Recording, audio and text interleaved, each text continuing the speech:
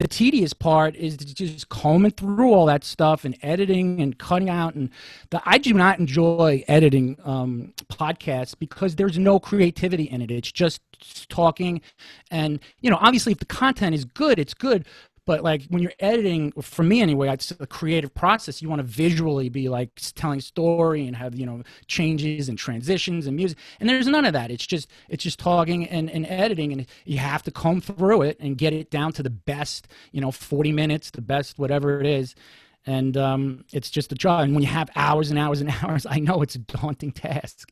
So but I remember I was talking to Shawn about it. Actually, last week we recorded a podcast, and I was telling Shawn about why create content, and are people going to see it, or are people not going to see it? And we're recording now, so this is going to be our little JB intro. But when you start off, and like you started off your channel, like sometimes no one's going to watch, and you can't let that stop you from making content, because I think a lot of people are afraid of that. They're like, dude, what if no one watches? And that's the first question I get, because a lot of people are interested. They see this content and like, man, I want to make it too, but I'm afraid no one's going to watch. I was like, dude, don't worry about it, because the worst case, and I was telling Shawn about it, someone in your family might be able to see it. Like, I don't know what my grandfather or my great-grandfather was thinking. I have no idea. Like, I don't know anything about them, like besides just seeing a photo. And I think it would be so awesome if I could hear him have a podcast with his best buddies. Like, that would be amazing. I'd love to hear what he was talking about, what he was thinking about. I have no clue.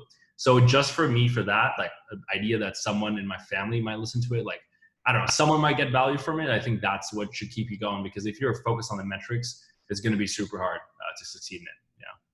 No, you can't focus on any of that stuff because nobody is going to be watching. And I remember you saying before I even did this podcast, you were talking, I think it was on Millennial, you were like, the 90% of podcasters that fail quit after like 5 episodes. Like they don't even get past 5 before they're done. And I was just like, oh, fuck that. I'll just keep going, because, yeah, exactly that. And Jesse said it too. It's like, I'm not doing it. And I even started this whole journey the same way. I'm going to document it from rock bottom to the top. It's a great project. It's my project. And years from now, it's going to be there for who, like family, kid, whatever wants to see who I was and what I was about, and the messages. And, nobody might get it now. Maybe they get it 50 years from now. Like, whoa, he was saying some good stuff, that they're getting value from there. Or not, but that's it. It's the numbers, because nobody is watching, and that's your opportunity to suck. That's your opportunity to make mistakes. That's like how you could just go before you, because then once you get popular, then they go back to those things and they start watching, and you'll get those views that you're not getting now. But yeah, it's got to be a labor of love, because like it's hard to get that growth that you want, and everybody wants it quick. But I mean, you see those like very low views or listens, you just gotta just put that aside. If it's freaking 10 people and they really like it, and they actually message you saying, wow, this is really good, boom, you did something, you gave something. I'm shocked you actually took this project on, because you have EM, you have everything else. I was like, wow, he's doing 2 podcasts now. Well, yeah. So it started off, and for people just joining in this episode, because I know you have a lot of followers that are diehard JB lovers, and they're going to come in and listen for the first time. Shawn and I started this on the AZOTH page and on the NutriFit page, which is Shawn owns a retail store, extremely large e-com store. And we distribute AZOTH at Shawn's store, and Shawn and I started creating some content, and we would do these lives like every Wednesday, and it would be called the Truth Bomb. And this was something Shawn was already doing on his own personal Instagram page, and then we're like, well, let's do it together. So we'd have like a 10-20 minute live, and we just have a truth bomb, and said, man, this should be a podcast. Like people, because like the problem with Instagram Live is you go live and then it kind of disappears. Like people, it's not content that's there forever. So we turned it into a podcast, and now we've several episodes, and it's a little bit different than what I do with Leo. With Leo, it's more like we're very different kind of personalities, more about like just business, entrepreneurship, life. And like Shawn and I see probably more eye to eye than I do with my other co-hosts, which is a good thing too, so that we have more similar interests, and it's more the business, but also like the hard truth. Like, what does it take to actually succeed? Like, what is true? Like, what is smoke and mirrors? What's actually true? And we want to uncover the hidden truths, like how people actually get successful. And like Shawn has his perspective on that. I have my perspective on that.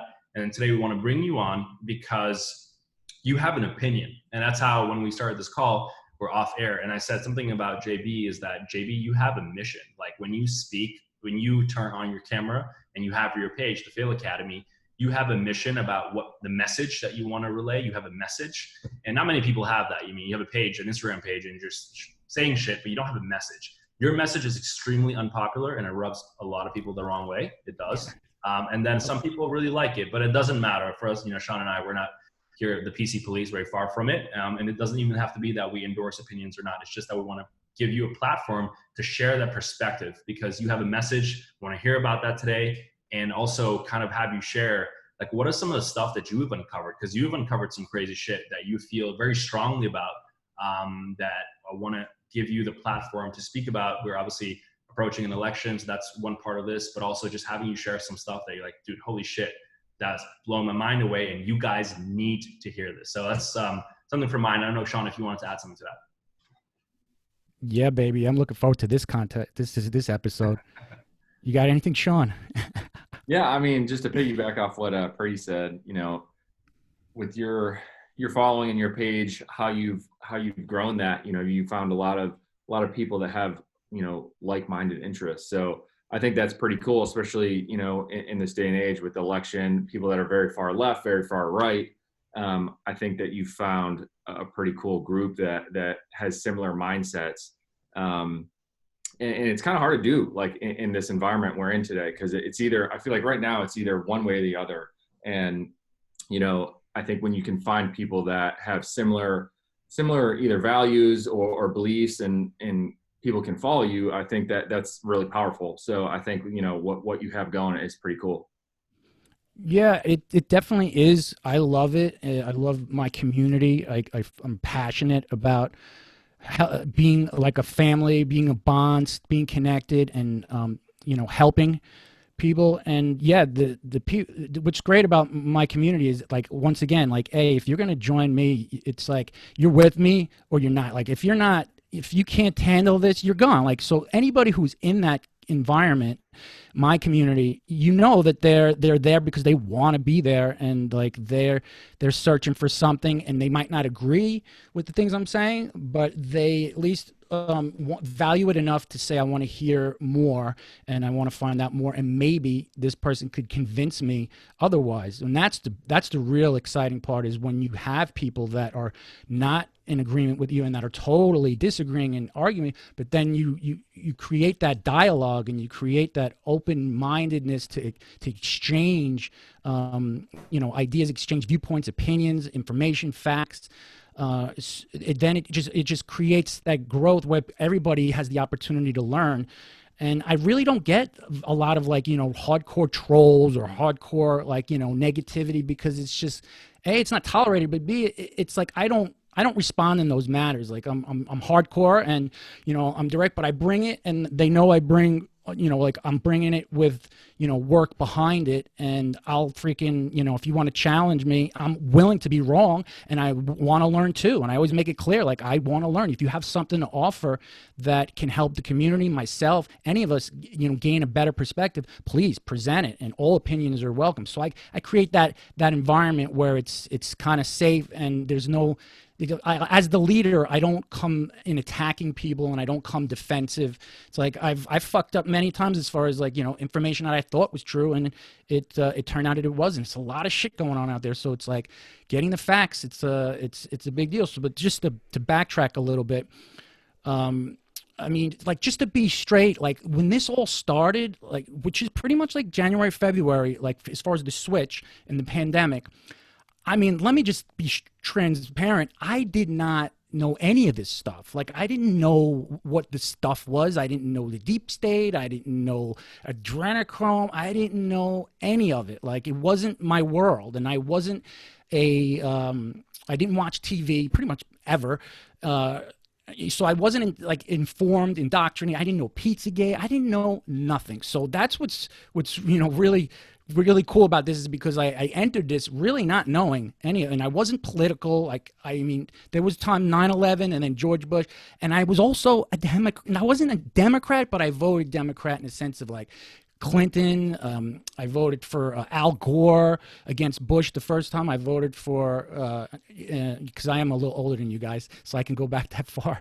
I voted for John Kerry against Bush the second time, Obama, and and then it ended after Obama. It was Trump. After that, because then it was like I started becoming aware of Hillary being just not the person you want to see, and also Trump just being like someone who's different. He wasn't part of their culture. He, you know, as a New Yorker, I've seen him my whole life, and he's a winner. And I was laughing in the beginning when he was running, and even the day of the election, I was like, he's got no chance. Like, I just did not even consider him even remotely having a chance of winning that election. And it just became like, all of a sudden, you're like, whoa, like he's starting to maybe make this interesting. And then it's like starts progressing. And you're like, could he? I don't want to tease myself, but like, I just don't want her. I didn't know if he was going to be great, but like, I just didn't want her. And then he pulls it off. And then, you know, since then, you know, we'll get into it as far as that, but like, I really didn't know any of this stuff. So when this stuff hit, I just dove into it, and I started just like becoming obsessed with learning the truth, obsessed with finding out what all this shit was about. And then I just started discovering, and then you discover, and you discover, and you just keep going down these rabbit holes, and just like, you know, hours and nights, you just, you know, it's forever, round the clock. And then you start piecing things together, and it's, I mean, when you put the work in, you put the time, anybody can figure out what's going on. Anybody could learn this stuff. Anybody can find the truth. You just have to go and actually look for it and want to find it. You can't just be in your head like you know it, and you don't want to hear anything else outside of that. So closed-minded people, or people that are programmed and indoctrinated from the mainstream media, they develop the opinions that have been fed into them, and it just becomes like a fascinating thing to see, where you're like, wow, like what we're seeing now, you're seeing people that are just completely, you know, lost, and they have no clue what the truth is. But this stuff is like, it's hard to grasp. It's a freaking red pill that it's just hard to swallow. The more you learn, the deeper it goes, and the worse it becomes. It becomes like literally like your absolute like worst scenario of what's going on. And who's gonna accept that? Who's gonna even like consider the fact that like this is what you're saying is going on and has been going on, and I'm like, yeah, and then we'll get into detail. You'll have to tell people like what, because I think people, like, we know your content, but so like you're referring to something like this has been going on. Like, I know this is a long like Pandora's box, and we might need like 15 episodes for this, but like some of the nuggets, like, so you're going in, you know, you're kind of, the way you framed it now is like, hey, I'm kind of like someone that is, you know, not super political. I'm going to the scene. I'm kind of, you know, doing what many other people are doing in the country. I'm not asking a lot of questions. All of a sudden something happens. I start asking a lot of questions, and I uncover something. And you've referred to that something a few times. So if you take us through your journey, but also like what, and there's a lot of things you've uncovered, but using this platform, I want to hear like, I'll say the trigger. The trigger was, and what did you uncover really? Because that's the Super Bowl. The Super Bowl was the trigger, because prior to the Super Bowl, I was on Instagram, and I come across this page. It was like, you know, a truther page, and I don't even know how I came across it. And then like actually a couple of pages I just somehow or another came across, and they were talking about get ready for the Super Bowl and get ready for the halftime show, and you're going to see all the symbolism, all the, you know, the demonic symbolism that they put on for the halftime show that like nobody pays attention to, and it's right in front of your face. And what is a truther for people who don't know? Like, because we have a totally different audience. Yeah, we have to just assume that nobody knows anything. Yeah, because you don't want to get crazy, because then people are like, "Oh, he's talking about that." No. Hey, that's what it is. And man. this is an opportunity for you to share your perspective, because I know people will. Last time I had JB on one of our Enlightened Millennials and show, and people went nuts on that one. So much like many messages from people who just hated what you had to say, and I was like, guys, this is a perspective. But love it or hate it, man. We're not PC here, but you know, this is not our view, but we want to have you share yours. I love this platform. You know, this is a great idea you did. It was a great opportunity to drop truth bombs. So yeah, they was talking about like the satanic symbolism, and the you know, the child you know, pedophilia and the child trafficking. And I'm just like, what are you talking about? And adrenochrome, I'm like, what is adrenochrome? I'm like, what does that mean? I'm asking questions like, what does that mean? What does that word mean? and talking about all this stuff, and I was like a newbie, and I was kind of getting slapped around, like, man, like if you don't know, you gotta just you gotta go freaking learn.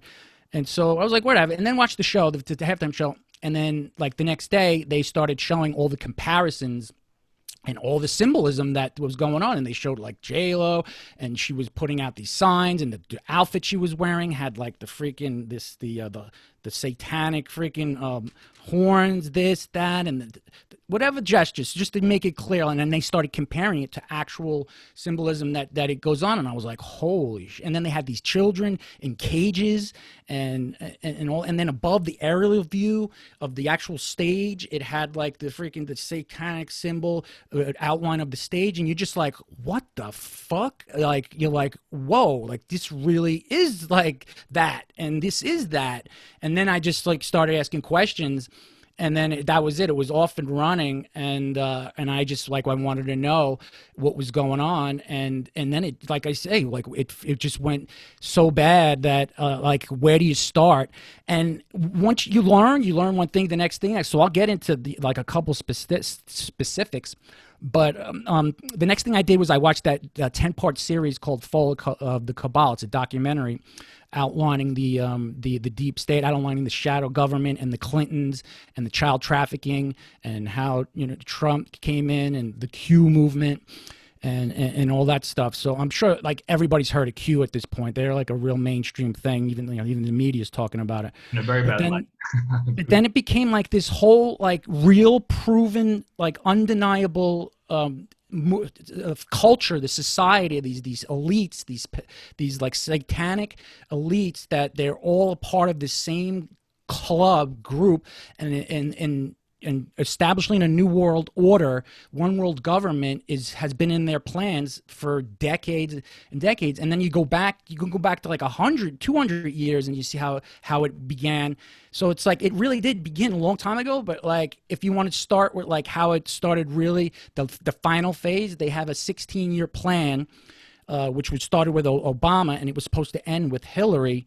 And they were going to basically run this country into the ground, create a civil war, and establish a one world government, a one world currency, vaccinate and chip every person on the planet so they can monitor you, they can control you, they can just basically dictate exactly what you're allowed to do, where you're allowed to go, and take away your free speech and your rights slowly, and then quickly.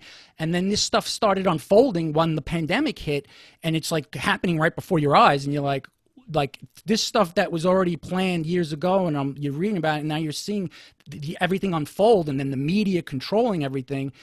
You're just sitting there like, holy shit, like I've got to like do something to contribute to stopping this, waking people up to what is actually going on. And you're the crazy one, but now you can't be the crazy one. Like even Prady said, he was like, I can't deny that this is something is really, really going on that is not what they're telling us. Like, you're saying a lot of heavy stuff, but like I'm looking outside and I'm seeing a lot of the stuff you're saying is actually correlating to what's actually happening right now. And it's becoming like you can't deny what is happening. And so, the mainstream media, the propaganda, and then the government programs with stuff that you start uncovering files and projects, and the CIA, the FBI, like all this stuff they were doing to control media and propagandize the American public, and the Nazis and how they controlled the propaganda. We're just running a playbook that's right out of the Nazi playbook. Like if you want to know what's happening, just go to the Nazis, and you could see from the very beginning how they established power, and they did it the exact same way. They created these this division between the either religions or the races, and they established these brown shirts that became the SS, like the Nazi police, and they burned all statues and books and history. They erased all that stuff, and then they started attacking citizens. And it's just like you're seeing it. It's just exactly the same process, the same playbook as Nazi Germany was when they came into power. And if you look at it, if you're willing to look, you can at least learn and know what's coming, and then actually defend against it and prevent it. But those who aren't willing to look, they don't even want to open a dialogue to actually consider talking, and that's the problem. But the absolute great equalizer in all of this that was never before is the internet. So those who control media control opinion. They control what we think and how we feel about things. And they've always had that control. Like whether, they've had the papers, the news, and the propaganda to control everyone. They don't have it this time. And that is the difference between winning and losing, is that we now control the media. We can override their propaganda with actual truth. And that's why we are the truth community, the truthers. That's how it became what it is because digital soldiers, we actually overran all the bullshit that they've been pumping out and showing the true stuff.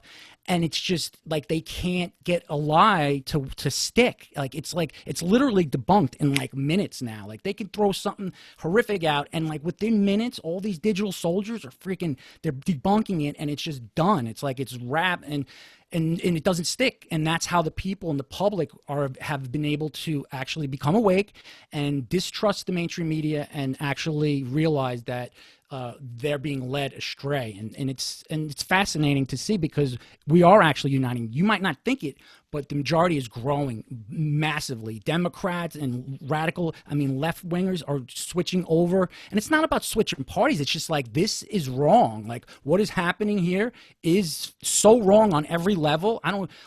Lifelong Democratic politicians are like, I'm done with this party. Like, I'm not participating in this. I'm voting for Trump, and I want nothing to do with this, and everybody should join me. That's really freaking amazing to see. So, other people like the sheep, like some of our friends that we were talking about the other day, they just aren't willing to look. They aren't willing to open a dialogue, and that's the sad part. But it's going to be a landslide, and they're going to try and rig it in every way, shape, and form. But yeah, it's going to be a landslide victory, and Trump, he is, thank God, because he really is the only the only denominator that would have changed any of this, because they're all politicians and they're all part of the same club, and he's the only one that came in that wasn't. He couldn't be bribed. He has his own fortunes, and he's a winner, and he's a boss, and he's not going to take shit from them. And he's always hated the fact that this country was being manipulated and being taken advantage of from the 80s, and he's made it clear back then when he had no interest in politics. So he was just fed up with it, and he said, fuck this, I'm going to challenge this. I'm going to take the shot and take these people out, because he knew it was coming too. So how are you guys, as far as audience, feeling that they could digest that? That's a lot, right? It's a big monologue, but I wanted to actually ask a few follow-up questions that I have, but Shawn, I wanted to bring you in here because this is an episode that you and I, we had an episode about this where we talked more about the political landscape, pushing back, having an opinion, being able to stand for what you believe in. So obviously I've heard and had dialogues with JB before. I want to hear from you, like what your initial reactions are, hearing all of this and some questions you may have. Yeah, I've kind of looked on my own a little bit, done my own research, and kind of dove into some of the parts that you talked about. It's hard to believe, like just when you first think about it, you know what I mean? And it's really hard to think that people running our country can possibly be that way. Because if they're doing that behind the scenes, like of the greatest country in the world, like what else is going on out there? Like, it's just, like I said, it's just really hard to grasp. And, I don't know, honestly, like in my personal opinion, I don't know what to believe anymore. Like, because we're so brainwashed by, social media outlets in general. They have so much influence over the population that it's hard to make your own decisions. So to JV's point, you have to ask your own questions and actually do your own research. Otherwise, there's always going to be some sort of voice like in the back of your head from outside influences. And I think that's really important. That's something that stuck out to me when JV was talking, that, you really have to take it in your own hands to find out truth that you want to know. Yeah, a lot of this discourse has like really moved mainstream. I think with Donald Trump's election, right? No matter how you feel, like a lot of these thoughts have moved mainstream. Like you mentioned, Q. I just picked up, and I don't know where it was. I saw a copy of, I think it was like Time magazine or something, that whole thing on like Q and the conspiracy theories and how people like this are going to manipulate the audience and how it's all fake. And I want to address that, right? So I want to play devil's advocate about this, because I know like one of the things about, if you feel strongly about a message, you're also prepared and ready to defend it, and also being able to do so really on objectively. And I always tell people, I think one thing that's a little bit different, and that's my personal opinion, I think many people on the right, like, we attack ideas, we don't attack people, and there's a difference, right? So that's how I feel too. I will attack ideas, I will not attack a person. I think that's how that should be. So I want to hear from you, JB. So when you hear these things, because like for the first time you're hearing this thing, like adrenochrome, like drinking blood from children, and then like all these symbols, you could also kind of say, man, this is really true. Like I can also go watch a Disney movie and say, well, that's a symbol for pedophilia. There's like Pizzagate happening. There's, you know, Wayfair, people like having children in like furniture. Like this is some crazy shit. Like this is a really, really, really big allegation. And as a lawyer, I always believe that you're, you know, innocent until proven guilty. So I would love to hear, I know you've done research on this. So some facts where you feel like, hey, this is really strong, as opposed to, you know, this could be this. And I know you've done your research on it. So for some of the audience that feels, hey, I'm skeptical about this. I sometimes feel skeptical about some of these things too. And I know sometimes we're like, well, I don't know if we want to embrace this or move away from it because maybe this hurts. I think a lot of people in the Republican Party feel this hurts the party by embracing these things openly. So I wanted to give you a platform too, to share your ideas, but also to provide some evidence, because I feel like we never give people who we don't agree with a chance to showcase their points, not to just explain their points, but also provide facts around it. So and any type of things where you say, man, that's some real evidence that like people don't know about. Yeah, absolutely. And to your point, like, yeah, it's like you do have to approach everything with an open mind to say, I could be wrong, and I'm willing to just go with whatever presents itself as being the definitive truth until it's proven otherwise. And at this point, if you collect enough information to conclude that something is pretty factual, then that's what it is, in my opinion. But it doesn't mean that I'm incapable of like completely just dispersing that and embracing an opposite opinion because I've been presented with the evidence to prove that otherwise. And that's the problem with most, you know, people, even truthers. You've just become so obsessed and fixated on what you have and what you know that you don't even realize you block yourself off from even considering the possibilities. And there is always the possibility that all of it, any of it, and none of it could be completely opposite of what we think it is. And that's what I feel is a strength in myself, is being able to have that ability to just accept or embrace new ideas and hear other people out. And I'm always for just creating dialogue, and I always want to hear other people's opinions. Like, if you're a complete, like, you know, if you hate Trump and there's this and you don't believe in that and you think this is absurd, let's talk about it. And then what do you feel about what I'm presenting to you? And then show me what you could provide to counter that, to show that, you know, why you feel so strongly about that. The hard part is A, getting somebody to listen to what you're presenting, and B, having them actually go and find, you know, information that will back their argument. Most people don't. Most people are just forming opinions because they heard it. You know, they just heard it from someone. They heard it from their friends. They heard it from the news, and now it's just like what they feel is smart to say. And that's the problem. And that's what they count on as far as, you know, controlling your opinions. And you know, you have these smart people on the TV that are telling you this, and you just feel like, all right, they know what they're talking about, so it must be true. So it's a trick. Yeah, so going into that, because I think one thing that will appeal, a lot of people will say, well, a lot of them, like when it comes to, like, for instance, like the science of it, they try to do their best to like provide scientific evidence for like COVID or climate change, and you might not agree with it, but there is an effort at least to try, whether that those statistics are manipulated or not, or is like up to debate. So I wanted to hear from you, man, some of the stuff that you've recently said, right? So like there's a general movement towards a global world order under one government, until like mass movement of people. There's basic mind control. There's a lot of propaganda going on. So those are some really heavy allegations. So I want to hear from you some of the stuff that you've seen, where you're like, man, this is like definitive, like conclusion, like I can draw from like some evidence that I have. I'd love to go into that a little bit. I mean, first off, exactly, you have to control all the major institutions, the CDC, the WHO, the news. JB has like some really like high profile guests, like because I know you do Instagram lives and you get a couple people. Like I've seen Instagram live with JB, you have like 1,000 people on the live, and it's like some crazy stuff happening. But JB, continue, man. So we're kind of talking about some of the evidence and kind of proof and like things where you feel like, man, there's some, at least people should look at this specific thing because it might change their mind? I mean, it's shit. It just seems so fucking obvious when it's in your face. But okay, so let's talk about evidence. So now you're talking about like 10 years ago, papers, manifestos, documents were written planning out this this event and how it's called the Rockefeller Foundation. It's called the Lockstep papers, and this whole plan. That's all been written out. So through the writings 10 years plus years ago, they talk about how to and create a pandemic, a flu pandemic that controls the population with the masks, it eliminates rights, quarantines people, starts tightening the grip.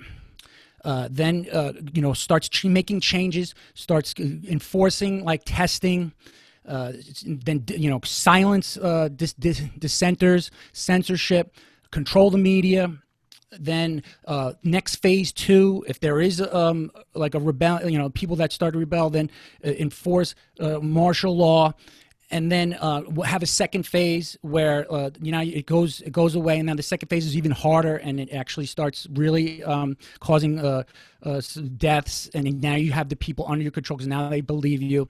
Then the next phase is crash the economy. Then the next phase is vaccinate everybody, chip them, and then establish a new one world currency, which would be on the chip. And all that stuff was written out. And then all of a sudden, the pandemic hits, and you're like seeing it unfold. And now, Bill Gates is talking about vaccinating everybody. And then all of a sudden, this ID chip is now in play, and it's going to, it's going to be amazing. And everybody's going to be, they'll have your medical records, and you won't have to worry about that. And they're selling it. And then the masks, and then the social distancing, and that's all like an indoctrination process. You cover the mouth, you're preventing people from communicating with each other. You're taking away identity and humanness. Now we're all just kind of like a face with a mask on. There's no individuality. That's all part of their symbolism. Everything is symbolism with this cult.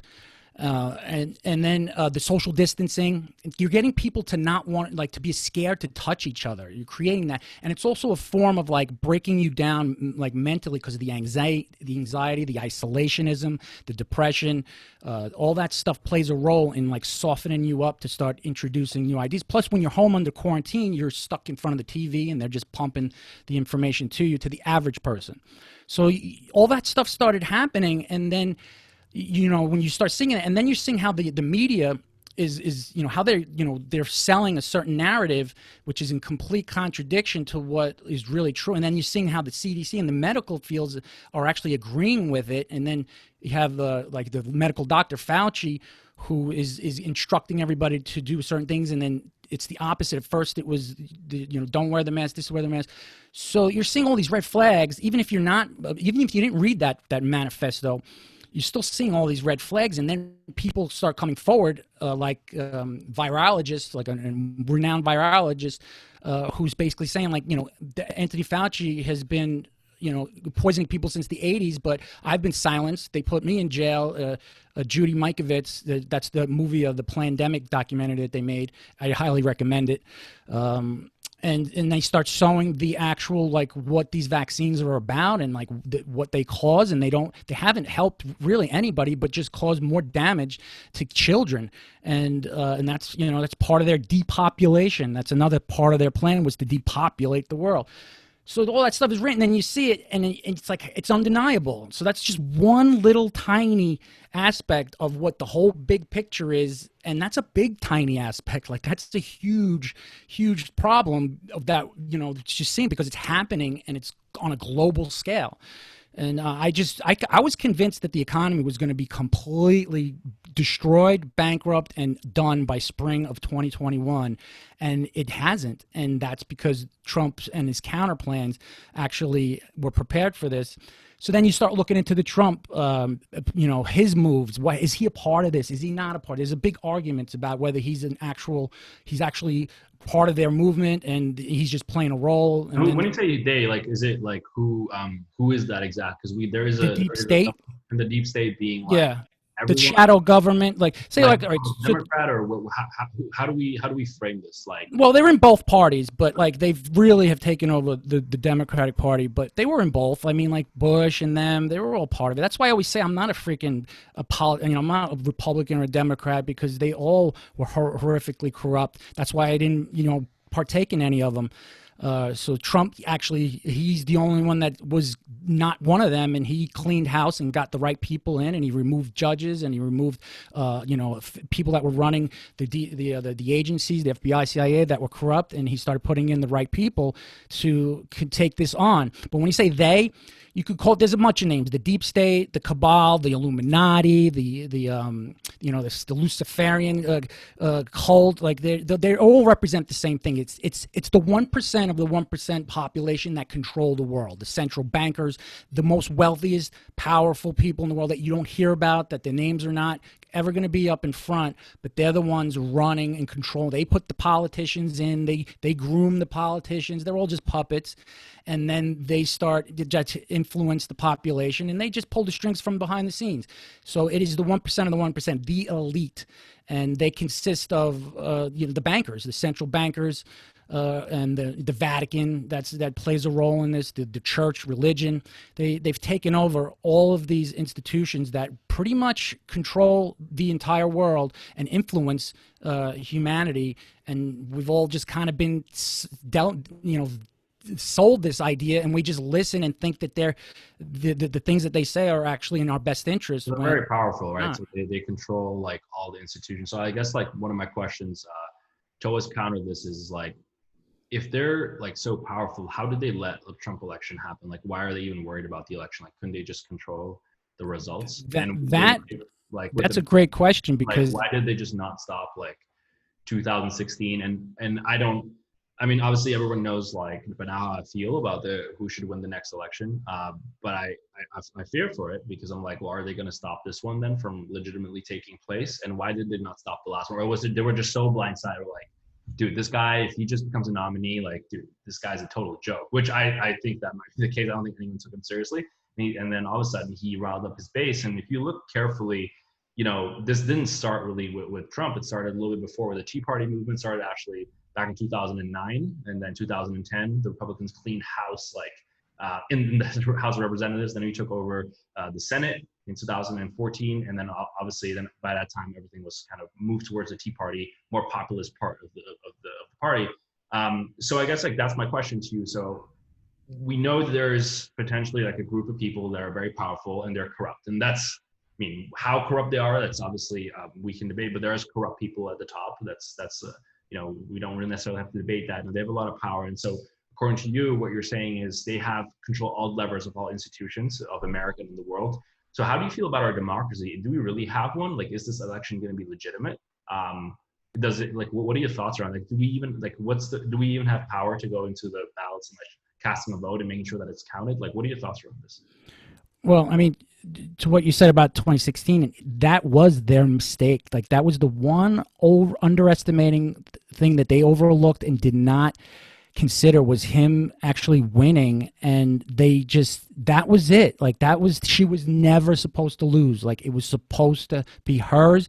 And prior to that, like Bush and Obama, they set it up for her to have the control that he has now. Like Obama and Bush, they were putting in new executive orders, giving all the power to the president. And they were creating it under emergencies, under pandemics, under wartime. And they had all these little stipulations of like how the president was going to have like, unopposed authority under these conditions, because they knew they were going to create those conditions, and it was supposed to be set up for her to have. So now if she doesn't get it, and it goes to him, who's actually going to take them out, they in essence, they actually stuck the gun in their own mouth, because like they gave it to the wrong person, and they didn't realize that. So he was never supposed to. Yeah, and that was a mistake. And I think they even say that they did rig that election. Even with them rigging it, they had rigged it. He had so much of a majority of votes that he still wound up pulling it off, even with them actually having their hands in the rigged process, which is what they've said. And she started making a comeback towards the end. But that's how much of even with landslide it was for him. They're not going to make this mistake this time, though, right? Like, what Well, can no, we, they're gonna. Well, first of all, Trump and the military that he's got have been, planning all this and outthinking them the entire way. Like they're 10 steps ahead of the deep state. You got to realize too that the deep state, or the power players, they've had the power for so long unchallenged that they've become complacent. They've become they just thought they could get away with anything that they wanted, and it was always going to just be controllable and fixable until somebody who's actually smart and had the capabilities in the military and the intelligence to think it through.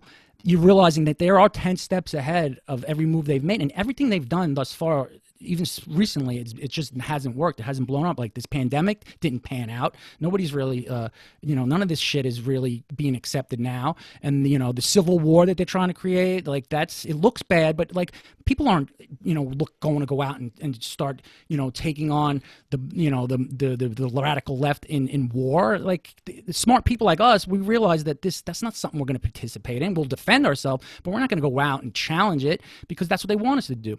So another thing that they want us to do is going their way, and that's because people are awake.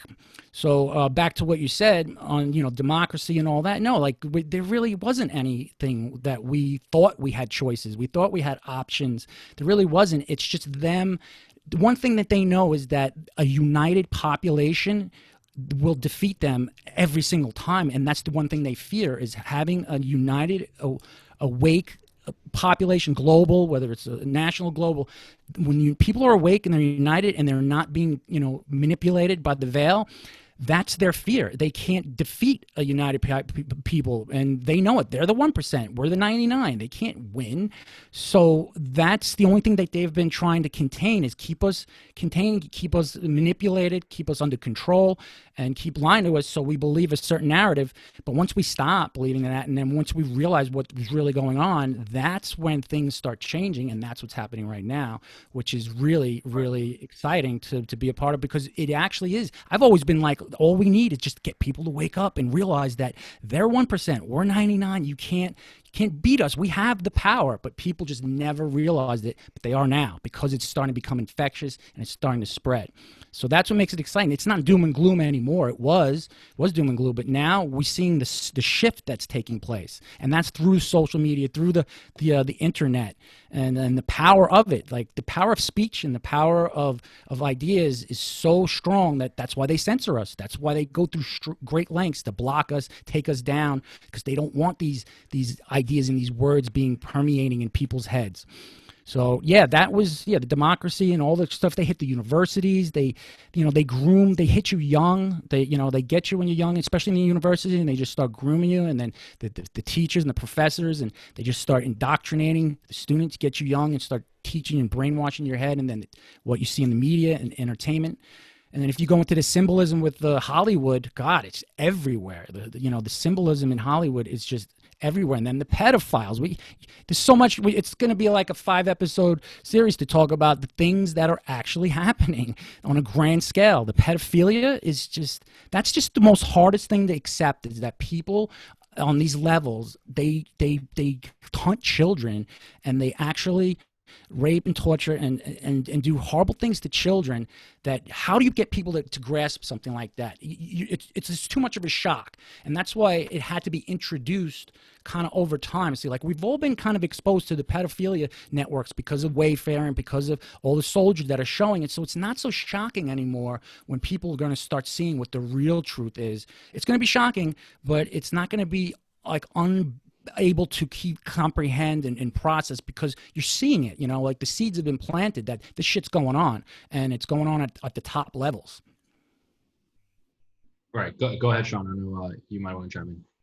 Yeah, I mean, I had a couple questions that I was thinking about when you mentioned, some people that start to look into this, and they see President Trump with Jerry Epstein on, taking plane trips with them. How would you say, or like tell somebody to figure out like whether or not President Trump is like possibly involved in this? Because like what's your response to seeing President Trump with that guy? Because obviously he's like one of the main people behind this. So it's like, how do you determine who is actually involved in this and who's not? Because it just depends where you get your information from. But it's really hard to determine like who's good and who's bad, honestly. Yeah, I mean that's that, like, especially for me, it's a red flag that I was making note of. Like, I have my red flags, and my red flags for Trump was definitely his association with Epstein. The other red flag was his having Anthony Fauci be the country's doctor and advisor, where you just know that he was as corrupt as they possibly be, and he was a part of that whole system. I'm like, how does Trump allow this guy to keep continuing to send people down this road where he's telling us what we should do for our health when it's the complete opposite? So that was a red flag. Right. And then the third red flag was his, and then this is the touchy situation, but like his association with Israel. And Israel is they're just nobody ever talks about Israel, but like they're a controlling factor in a lot of things that happen in America, and a lot of these elites, they are they're interconnected with Israel. So to looking down that road, it's something you have to just question as to, okay, well, if he's so close and associated, never says a bad thing about Israel, and he's always claiming to be the biggest ally, what does that mean? And so those are the three tops for me. And I had to sit there, and there was a while in the beginning with all this where I was just like, I don't know where Trump stands. I don't know his position. I'm not going to sit around and wait for him to show whether he's good or bad. I'm just basically saying everybody is part of this now, and we just need to be as a people. We need to unite, and we need to expose the truth and just stand for our freedoms. Because regardless, even if Trump is or isn't, it's still our responsibility to defend our own rights, defend our freedoms, and to make sure the Constitution is upheld, and to not allow our rights to be violated. Whether he is or isn't, you can't just sit and allow yourself to be bullied, to push around, intimidated into giving up your rights, like, regardless. And that's what people needed to be awakened to, was that you don't wait for saviors. You don't sit there and just wait. That's how we got in this mess, by just letting the government handle it, and just letting them take care of everything, and they'll promise us this and that. No, like, it's not right, and this is wrong on every level, especially in the beginning, what they were doing to us as far as just telling us these laws, like we couldn't do this, and we can't go to church, can't go to the beach. And I'm just like, where is this written anywhere? And people just accepted it because someone on TV with a suit on, an authoritative figure, said this is what it is, and you'll get arrested if you don't do that. But then the riots happen, and they let people just go out and loot, but they don't get in trouble. So you're like, what is really going on? And it's up to us to say, no, this is not right, this isn't true, and I'm not going to accept this. So yeah, I think that's how I feel about so I still struggle. Like, I honestly don't agree with all those aspects, but I'm glad that you mentioned this. Like, for example, things like conspiracy around 9/11 or Israel. Like, I don't necessarily believe in those things, but I think it's good for you to present those perspectives. I think where I personally stand on this is that I believe in America and like the Constitution, and I believe in the social experiment that is America, and then the concept really being in America, that the way the founding fathers had written our Constitution is the idea that we have natural rights that predate government. So they come before government. So that our rights don't come from government. Government is there to protect our inalienable rights that come and predate from nature, that come from God or from nature, wherever it is. And we've had those before government. And so there's a change in judicial philosophy that has happened over time, where the government is there not to protect our God-given rights, but there to create rights and take it away from us, where we've basically politicized every aspect of American culture, including the Supreme Court, which I think, we look at an example like Roe versus Wade, like super, big contention for the left and right. And I think why a lot of people take qualms with it, including myself, is not because, you hate women or anything like that. That's total bullshit. It's because this idea that the judiciary and the Supreme Court is now basically a political arm. So the concept being that if we can't pass anything through like the people, through like what they want, what they voted for, we can ram it through the Supreme Court. And that's not what conservatism is really about. The concept is there just like government is there to protect our God-given rights. And then once government creates those laws that protect those rights, are they constitutional or not? And the Supreme Court's only there to interpret those laws. That's what the Federalist Papers were all about. And that has changed, right? So everything's super political over time. And I think that's where, for me, it comes in where you pose a great question. where did this come from that we can't go out? Like we can't go to a restaurant where we have to wear a mask or that's mandated. Like there is nothing in the Constitution that's explicitly written. And I always fear that, because if it's not written anywhere, it means that everyone left and right can just create any laws and can now, like, it basically means we have no rights. If this doesn't come from the government, we just have no rights. It basically means, like, after COVID-19, what I've come to understand in America, people here don't have rights. We just don't.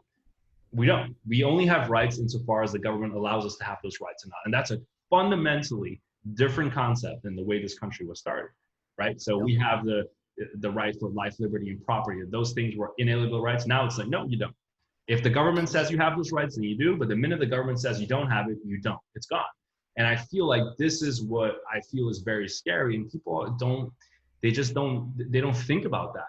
You know, they don't understand this concept. Everyone's like running like, oh man, we need to fill the seat with like someone who's gonna promote this laws or that laws. Like that's not the role of the Supreme Court. Do you know what you're asking for? And that to me is extremely dangerous. It's not their role. Like that's not how our founders saw it. But you also see people forgetting our own history, people forgetting the history of America and what this country is about. And that to me is the biggest fear, right? And so you have things like these undertones, and you're going to have a movement like you, where people are going to question everything, like what the fuck is going on? And I think that's a natural outgrowth of people who call themselves patriots and say, guys, like what the fuck is going on here? And I don't agree with all that stuff, but I do think it's natural for that to happen. It's natural for people to question. If you don't question this, then I suggest people pick up a history book and like start learning and reading the Federalist Papers and read those dialogues. There's a lot in there for how government should work and how our founders intended it to be. That's not there, man. That's what worries me most. Just read the Constitution and just start there. Read the Constitution. But like your point is great, because you could just eliminate everything I just said up to this very moment and just like pretend you didn't hear any of it and just start with, I'm going to like defend my rights. I'm going to defend the Constitution. I'm going to defend my freedoms, and just start there. And you can just eliminate all that other stuff. You don't have to go down rabbit holes. Yeah. All you got to do is just, like look at your Constitution, look at America, look at freedoms, how this is founded, what you are, your rights, and like make a decision to defend that. And you and I have had that discussion many times where it's like, you can't give an inch. Like we've given way more than inches, but like exactly, you can't give an inch when it comes to your freedoms and your God-given rights. And like they are literally just like abolishing the Constitution. They're just, and they've even said in these other countries, it's bananas, but they were just like, we're going to move towards not exactly accepting the common law rights anymore, because we're in a emergency situation. It's like, what? You're not going to accept common law rights? Like you're not going to accept, life, liberty, pursuit. You're not going to live, like this is what human rights are, like human rights, and that's going out the window now. So like you can't even get that, much less just get like your other rights. So yeah, that's the big problem. And that's what gets me fired up, is that people are allowing this to happen, and you can't. And if I got to stand by myself and fight it, and that's why I'm defiant in everything they say, because I know the fucking masks don't prevent any virus. The science has already shown that it doesn't prevent a virus from, because the virus particle is too small enough to get through there. So that's not doing anything. And yet they're just going to keep harping on this for control. No, I'm not participating in that, and so I won't. I guess like a good thing to that. I'm gonna ask a question to both of you guys. Like, is the silent majority too silent? Is that a bad thing or a good thing? Because one thing you just mentioned is we're not gonna look. I think they're trying to bait a lot of us into like participating in these riots, and like we have a job. Like I have to go to work in the morning, so I don't have time for like rioting at like 2 p.m. in the afternoon. Like I don't know where they get the time to do that. But even if I had the time, there's a lot. I don't want to participate in the destruction of my own country. But so one of the aspects is, well, one of the good things from the right is we're not going out there and destroying things. So it's kind of good that maybe silence is like seen as a good thing. But do you think we're too silent? Is the silent majority been silent for too long? We keep talking about, well, silent was like. But for one part, I've also been a little bit critical, and I don't know all the facts. I'm not in government, but like the Trump presidency and his administration not acting maybe strongly during the riots. I feel like they could have done more. And I feel like there was an absence of law and order. And I obviously see our president, who I have great respect for, and just tweeting out, and it's like, guys, like what is our country's burning? We got to take more action. And this concept always like, we as, more on the right, we are more proper. We don't engage in those things. We will debate you. And I think that's a good thing. So I support, debate. I support ideas.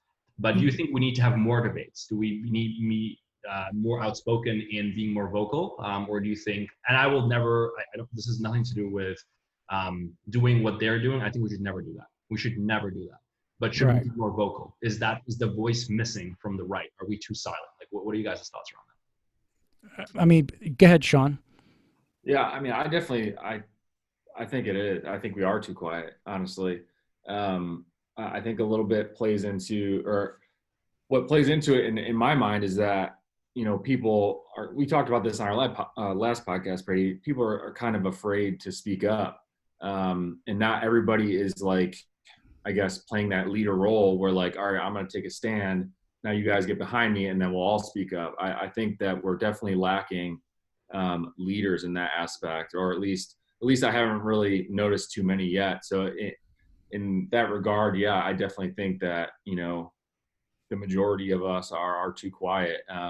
And to be honest, like, I don't really know what the answer is or how to get people together, to stand up against something like this, because, none of us have ever seen this before. So it's definitely like uncharted territory. And I think that's part of the reason why, we don't have a loud voice in this, because it's so unknown and new. Like, this has never been seen before. So it's just, I don't know. It's kind of like a loss for words when you don't really know what to say. You know what I mean? Yeah, I agree. Almost. Yeah, you feel ashamed almost. I think a lot of Republicans, we feel scary. Like, I'm sure all of us, like, we're on this podcast, we're like, fuck, who's gonna hear this? Are they gonna fucking hate us for saying this? Is it gonna affect like my business? That's the first thing I think, and that's like so weird, right? Because what are we talking about? We're talking about, hey, we should be worried about like pedophilia happening. Like, that's hopefully the whole country can get behind. Like, that's a bad thing. But saying this, you get labeled as like some weird like conspiracy theorist. So it's like, I feel like we're almost like, because I have a couple of buddies and we get a couple of drinks, but whenever we're talking about any right-wing stuff, especially Massachusetts, extremely liberal, like, we automatically lower our voice. And I was like, guys, what the fuck are you doing? Like, this is America. By us, like, this is America. Like, we shouldn't lower our voice to talk about our just general political issues. Like, what's the problem? But we all do that. So I feel like, why is the right so afraid? Like, we're afraid. And I feel like there's a fear always about like social ostracization, something going wrong, losing our job, losing customers over this. Shawn was talking about how he lost a couple of customers for taking a very common sense stand on something, which I think is totally ridiculous. But why are we afraid? And what do you think about it? About this, what you're saying makes people so scared. Like, and the second question I have for both of you guys is, what's life look like for this movement after Trump? Because if it wasn't for Trump, this would never be. We would not be speaking about this so mainstream. It would be like a fringe thing, totally. But this is because of Trump has the presidency now, so this is giving more, more attention. So I guess the number one question: why are we so scared? And then second is like, what happens after Trump? I mean, I've been asking that question and just shouting it out. Like, what are you people doing? Like, start saying, like, stand up and say, make yourself known as far as you're not accepting this. Not accepting, not in a sense of saying going out and fighting with the people, but like, let's just take New York, for example, because I'm a New Yorker. I mean, like, you have the governor, Cuomo, and the mayor, de Blasio, like, they literally just like they let the city completely get destroyed. They encouraged the looting. They did, like, tyrannical enforcement on the good people, and they let the bad people just run free. And I'm just like, how are you people in New York supposed to be tough? You're supposed to be like New Yorkers. How are you allowing this to take, like I'm not saying you go after the looters, you go after the leaders. Like, you should be demanding the removal of the leaders, like, create the movement to get them out of office, because you're the boss of them, and they just don't have the capacity to actually get loud. And the radical left, that's what they live on. They live on loud noise, scream and yell, and make it as boisterous as possible. That's their MO. And it is a tricky thing, and it is kind of like something definitely like too quiet and too passive. And I call them pussies. I'm like, you guys are, you're just like soft pussies, just letting yourself get pushed around. But to that extent, you're seeing the silent majority become now, they're not silent anymore. Like, and it's all in like in the things that you don't need to shout. Like, let's say, for instance, like boycotting the Netflix because they have that pedophile movie, and they support pedophile and all that. So then that stock is dropping. And then boycotting the NFL, they just lost like 30% ratings, the worst they've ever had, because of what they're seeing in like to defend like disrespecting the flag and all that stuff. And let's just face it, whether you like it or not, but like the Black Lives Matter movement is in Antifa it's a terrorist movement. It's an actual a bullying movement that is run by Marxist, communist, socialist leaders. That if you want to research the people who created it, that's where their whole motive is from a Marxist point of view, and that's what they're trying to enforce. So skip that.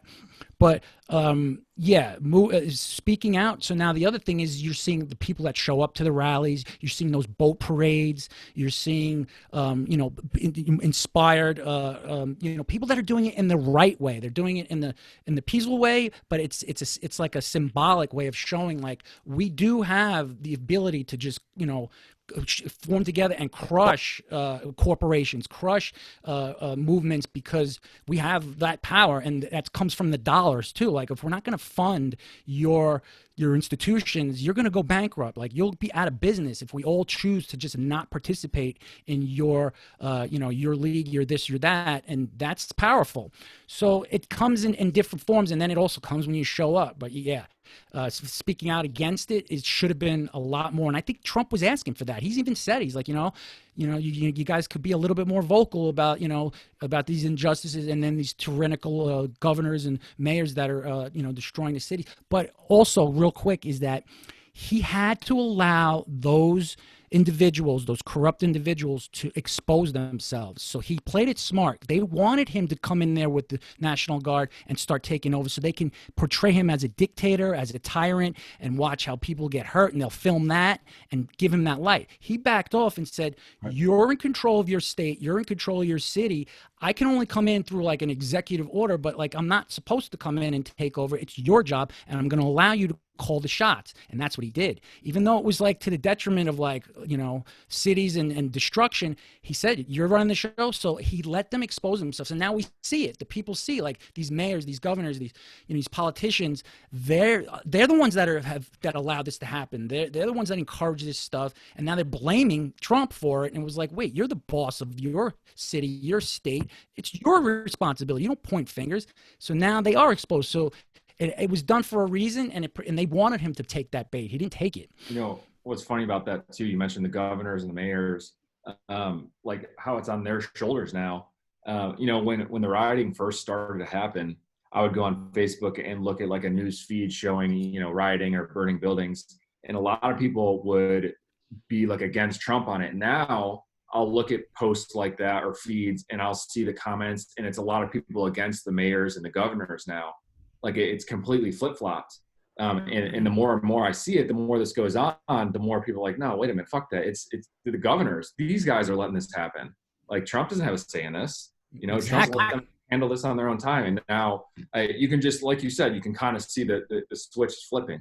Yes. You mentioned that earlier. It's brilliant. Brilliant because it's terrible, but it's like he's playing their game and playing it so much better than them. Yeah. And now that's it. Like the people need to see it. You can't just tell people the truth. They need to see it. They need to feel it. They need to experience it in order to believe it. And that's what's taking place. Like everybody's seeing it. They're seeing all the reels, because the news was never reporting these riots as being riots. They were reporting it as protesters, peaceful protesters that have the right, to demonstrate. And they were like murdering people, destroying buildings, blowing things up. And they weren't acknowledging that. Now they have no choice but to acknowledge it. And that on top of that, they're the ones that encouraged it. They're the ones that allowed it. So who are you going to blame? You can't blame no one. It's the spotlight is on you. And now criminal charges are going to be coming their way. So it does serve Trump, I think, like where I think the mainstream, like a lot of Americans are like not happy with Trump's performance on COVID-19.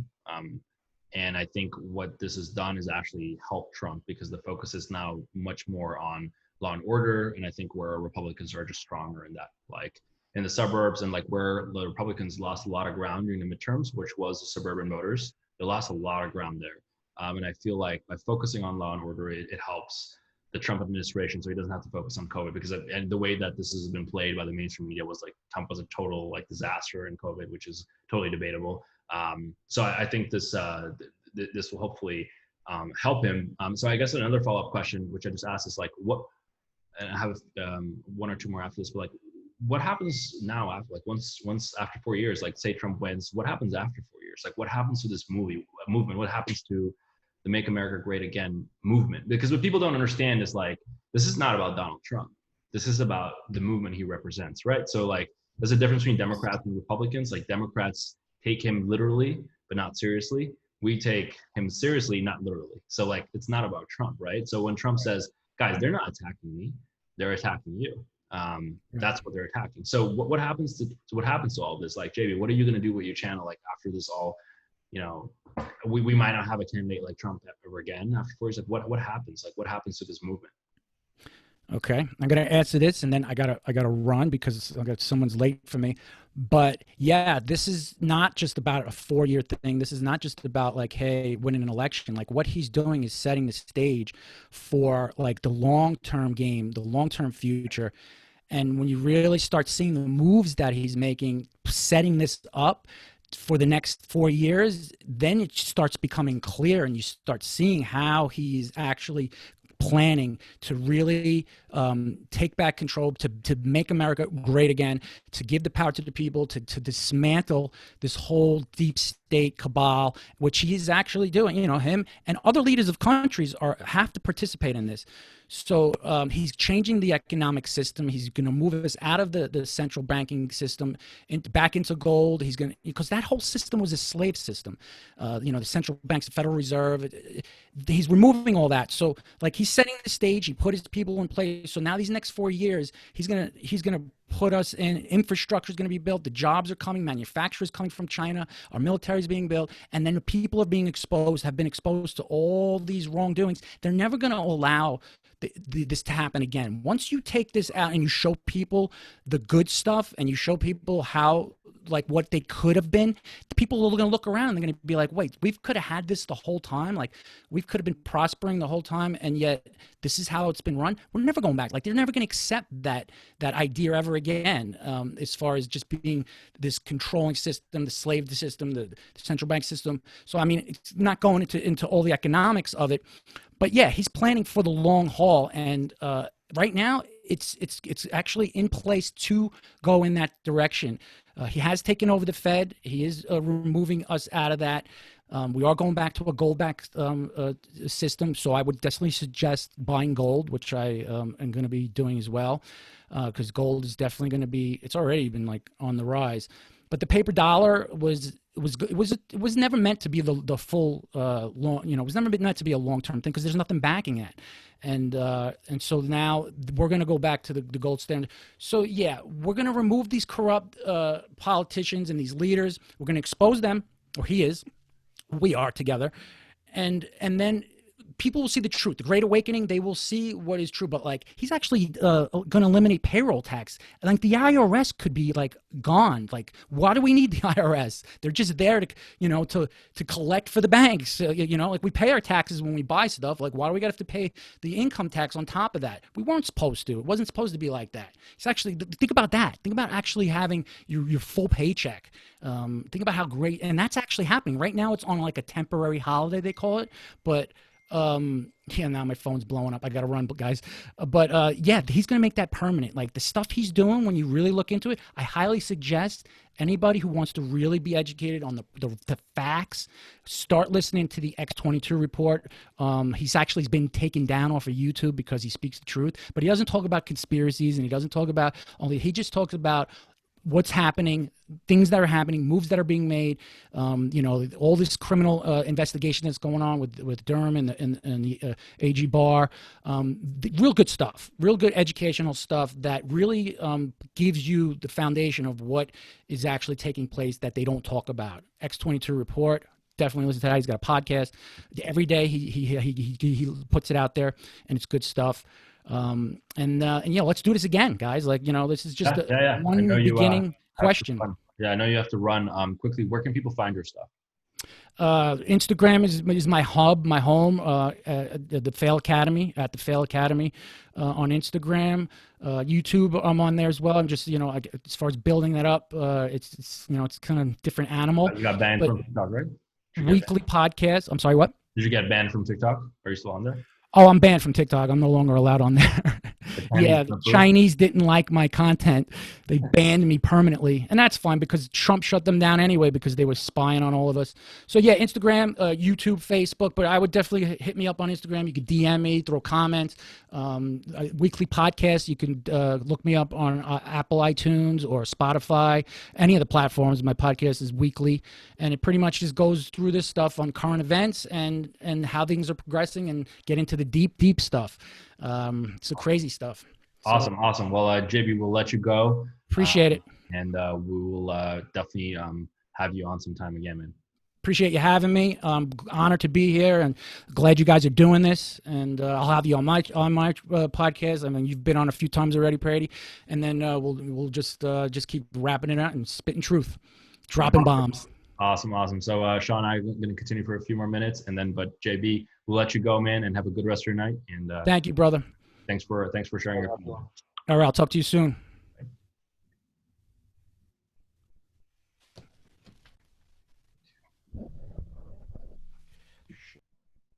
All right, Shawn. So I just wanted to, as our first guest on the Truth Bomb, so I wanted to just get your take on it. I know this is definitely going on a triple podcast. It almost seems like we're almost 1.5 hour deep into this, but wanted to get your quick take on it for our audience that is used to just listening to us, getting another guest on. What are your thoughts around all this, man?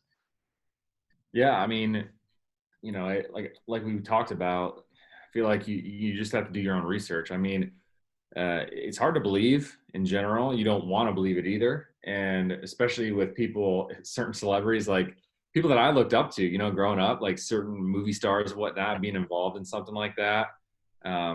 It's something that I don't really want to believe, but as far as like outlandish as Trump is and how he speaks and carries himself, I think he's also like one of the best people for the job to take care of this. We talked about this on one of our last podcasts. He's the best man for the job. You mentioned right before JB got off that, what's going to happen if he does win after the next 4 years.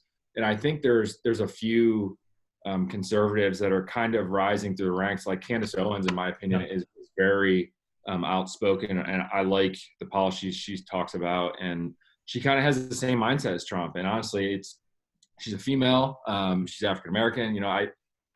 She would be a good fit. I mean, we'll see in the next 4 years, but I think there's plenty of good candidates that can follow in his footsteps. So I think if he does win, he'll definitely,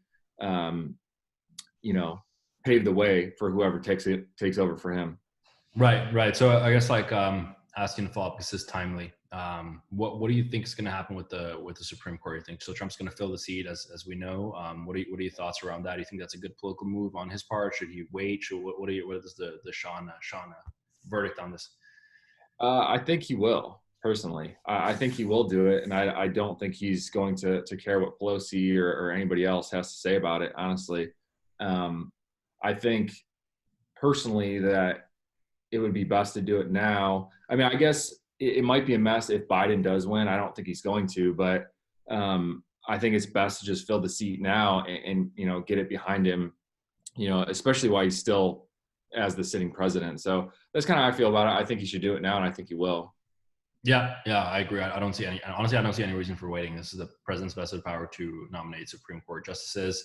There's an argument that obviously Republicans didn't want to do it, last time during the Obama presidency when Garland was selected. But one big difference that people forget is that the Republicans had a majority in the Senate at that point, and people, elect the Senate purely. One of the biggest functions, of course, is to nominate and also approve of judges that the president wants to put forth. So I think that in this scenario, I don't see any reason. I think it's a good thing actually that he does it now. I think not doing it and even waiting will just cause more mess and more problems and riots. Right now it's going to be settled, and it's not going to affect the election really in a positive, negative way, and it's going to be settled. And I think it's a good thing. And one thing always with Trump, and that's like, I feel like people just people abandon him really quickly. Like I feel like in the government, like people just, he's alone a lot of times. And like people ask, why does Trump do all these rallies and stuff? It's like, cause that's all he got.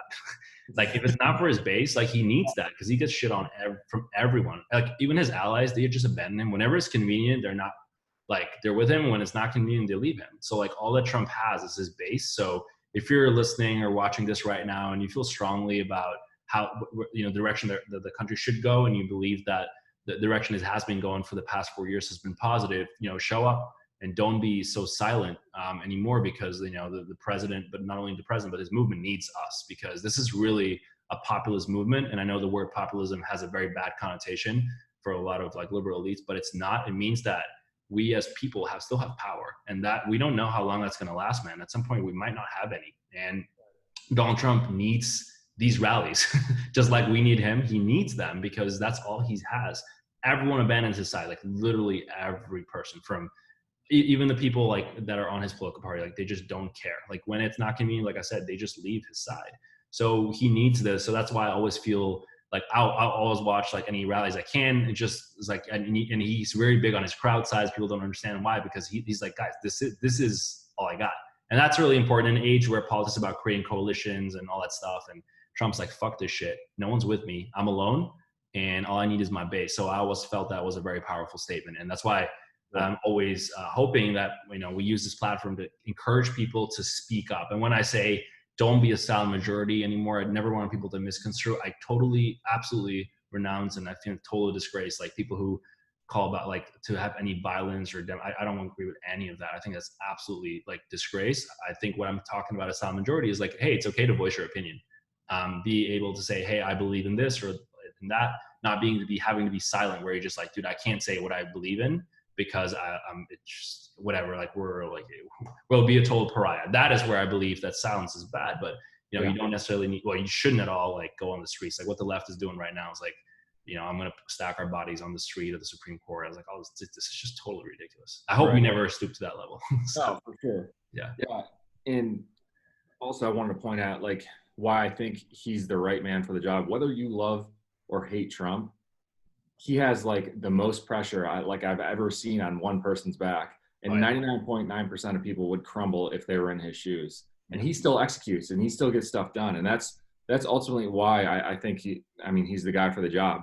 Just because, so many people hate him. It doesn't matter. Like he could post the best tweet. He could, make the best peace deal, and people still shit on him. And he still executes day in and day out. And I've never seen anything like it, honestly. Just how many people hate him for anything he does. It's crazy. Yeah. Oh yeah, dude. I can imagine like how much shit he must take. Like I know people who can't take a little bit of bullying on. I mean, we're in the supplement space and people are super crybabies. Like, anything happen, they're crying about it every day. I mean, man, this guy is they call him Telephone Trump, and I have a tremendous amount of respect. He just doesn't give a fuck, and he just and he does shit.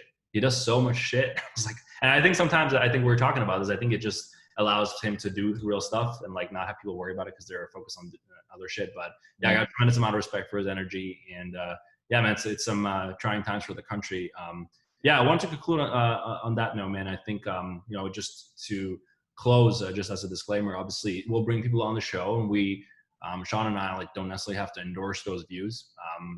We don't, or we do, we don't. That's a personal thing. We provide perspective. I've been saying this from day one.